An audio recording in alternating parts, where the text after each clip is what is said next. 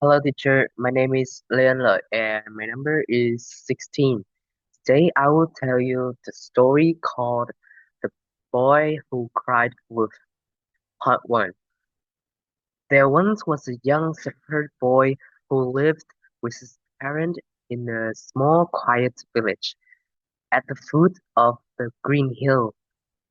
Each morning, he took his flock of sheep up the hillside to graze on the soft grass and enjoy the sunshine.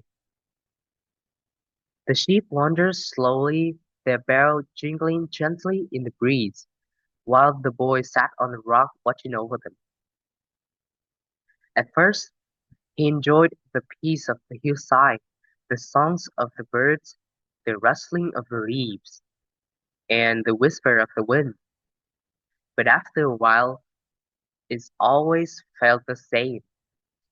The long hours passed slowly, and he began to feel lonely and bored. He lay on his back and watched the clouds drift across the blue sky. Sometimes he imagined shapes in them, a dragon, a sheep, or maybe a wolf. He sighed and said softly, "Every day is the same. Nothing ever happens here." As he watched the sheep nibbling lazily, a thought came into his mind. What if something exciting happened? What if a wolf came? Then he laughed at himself, knowing there were no wolves nearby. But the idea stayed in his mind, and soon a mischievous smile spread across his face. A little plan, a trick, was beginning to form. Thank you for listening. Good afternoon, Miss On. My name is Huỳnh Đan Trâm, and my number is 35. Let's continue the story. One hot afternoon, when the sun was high and the sheep were quiet, the boy decided to play a trick on the villagers. He jumped on his feet, cupped his hands around his mouth, and shouted, "Wolf! Wolf! A wolf is attacking the sheep! Help!" Down in the village, the people heard his cries. Men and women dropped their tools and ran up the hill to help him. When they reached the top, they found the boy laughing loudly. "There is no wolf," they said, rolling on the grass. "I was only joking." The villagers were not pleased. "You must not lie like that," one of the old men warned him. "It is not a joke to cry 'wolf' when there is no danger."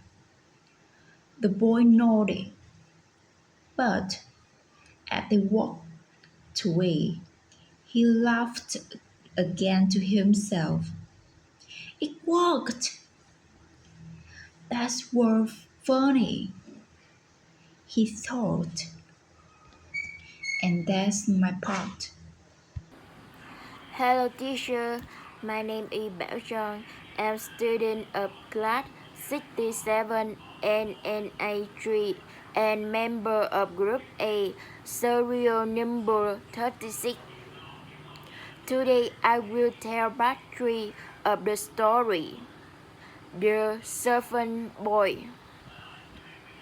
A few days later, the boy was once again sitting on the hillside, feeling wriggling. He remembered how the villager had come running before. He smiled wickedly and said, "Let's see if they come again." So he jumped up and shouted even louder than before, "Woo, woo, please help, the wolf is chasing the sheep." The villager heard the cry echo through the valley. "Not again," said one farmer. "But what if it showed this time?" So once again they left their work and ran to the hill. When they reached the boy, they found him laughing harder than ever. There was no wool. "You should have seen your face," he giggled. The villagers were angry. "Foolish boy," shouted one. "You waste our time and play with our shirt." They shook their heads and walked back down the hill, muttering about foolishness.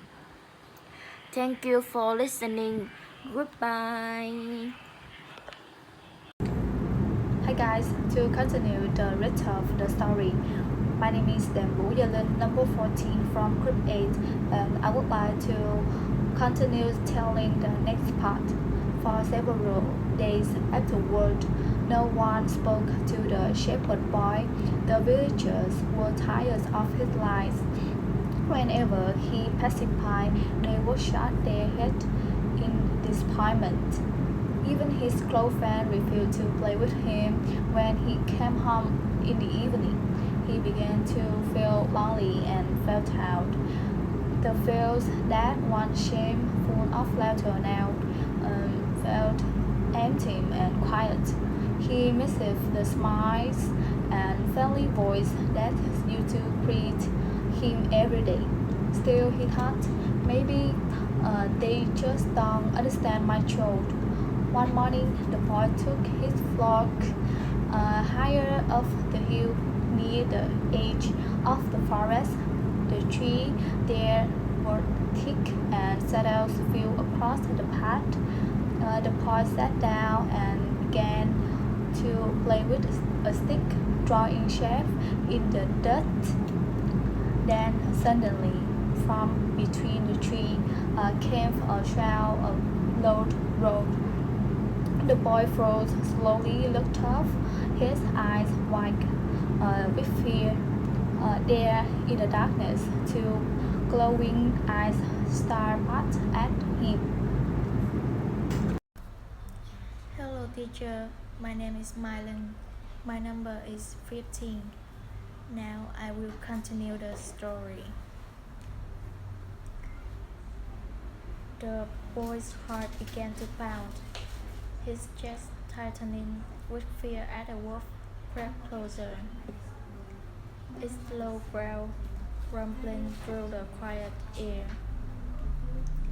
Its teeth gleamed in the sunlight, sharp and hungry, and its eyes never left the trembling flock. The sheep began to scatter, bleating in terror. Their hoofs thudding wildly against the dry ground. The boy jumped up, his voice breaking with panic, and shouted at the top of his lungs, "Wolf! Wolf! Please help me! There's really a wolf this time!" But the villagers down in the valley only heard the faint echoes of his cries. They shook their heads, going about their work. "Ah, that boy again," said one woman with weary sigh. "He fooled us twice already. He's only trying to trick us once more." So no one came. The boy kept shouting and waving his arms. "Help! Please! The wolf is here! It's real!" But his voice grew weaker, fading into the wind that swept across the fields. The wolf inched closer, and still no one answered. So my next play, my number is 17. I will continue the story. The wolf attacked the flock. The sheep were very scared and ran in every direction, crying loudly. The beasts were weak and fierce. Its eyes are bright and wide. The boy shouted for help and tried to chase it away with a stick. But he was too small and too scared to fight the wolf. After a while, the wolf ran back into the dark forest. Many of the sheep were gone, and the hillside became wild again. The boy looked around sadly at the empty field and felt his heart sink. He sat on a rock and cried bitterly. He knew that no one had come because he had lied before. Now he understood that his jokes had been foolish and cruel. He had hurt him dearly, and he felt truly sorry. As the sun began to set behind the hills, he slowly gathered the few sheep that were left and walked home. When the village saw him crying and the small flock behind him, they realized what had happened and felt sorry for the boy. My name is Mission number 18. The old man who had warned him come forward one more. Boy, he said gently but firmly. No one believes a liar, even when he tells the truth.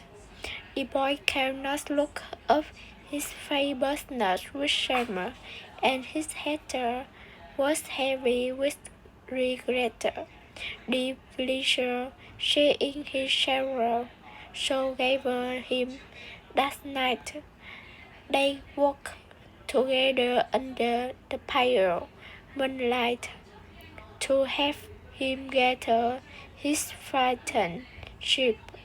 The boy thanked each of them, feeling grateful for their kindness and thankful of chapel he had captured. From that day on, everything changed.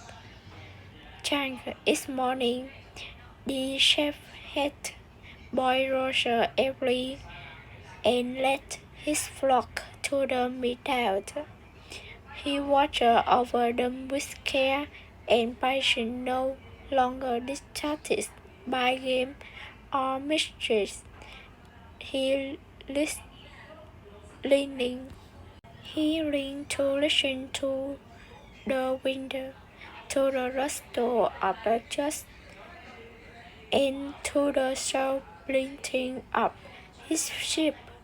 With past and the villager began to notice the boy no longer sailed fast or blame.